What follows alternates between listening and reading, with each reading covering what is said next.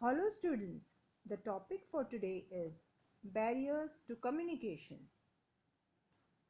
Barriers to communication means an obstacle that keeps people or things apart or prevents communication or progress. Types of barriers: semantic or language barriers, external or physical barriers, socio-psychological barriers, and cultural barriers.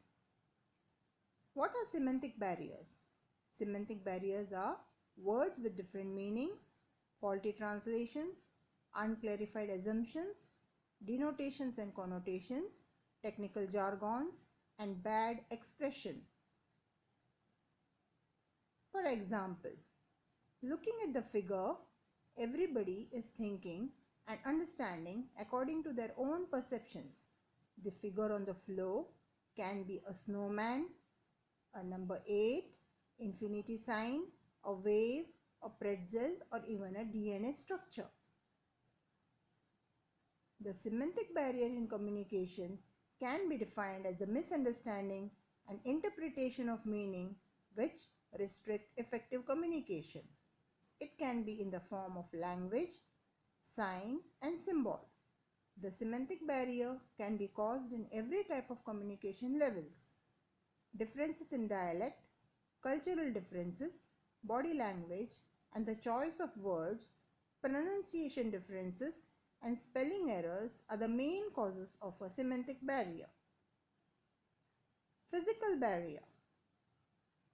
Physical barrier is an environmental and natural condition that act as a barrier in communication in sending message from sender to receiver.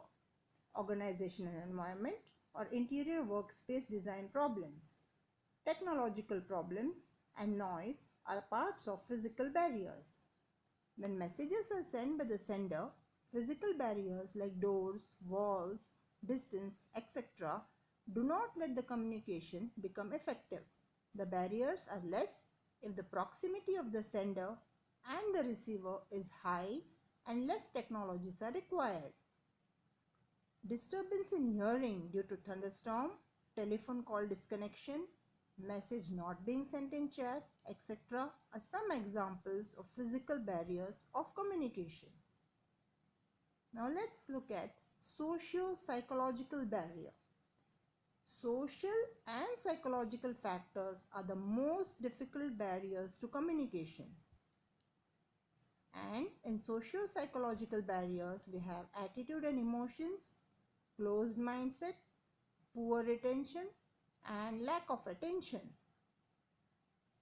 What is attitude and opinions? The personal attitude and opinions of the receiver often interfere with communication. If the message is consistent with the receiver's attitude and opinion, they receive it favorably. When the message is inconsistent with the receiver's attitude and opinions, they are not likely to be received favorably. Emotions like fear, anger, worry, nervousness block the mind. It also blurs the thinking power and one fails to organize the message properly. When the message is not organized properly, it cannot be conveyed effectively. Closed mind. Man is selfish by nature and puts his own needs and problems above all else. This sometimes leads people to filter information that someone is trying to convey to them. This might be due to mistrust, competition, jealousy, or the view that the message is insignificant. Poor retention. Retention means keeping something in one's memory.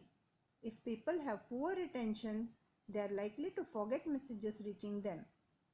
Therefrom arises the necessity to repeat the message and use more than one medium to communicate the same message.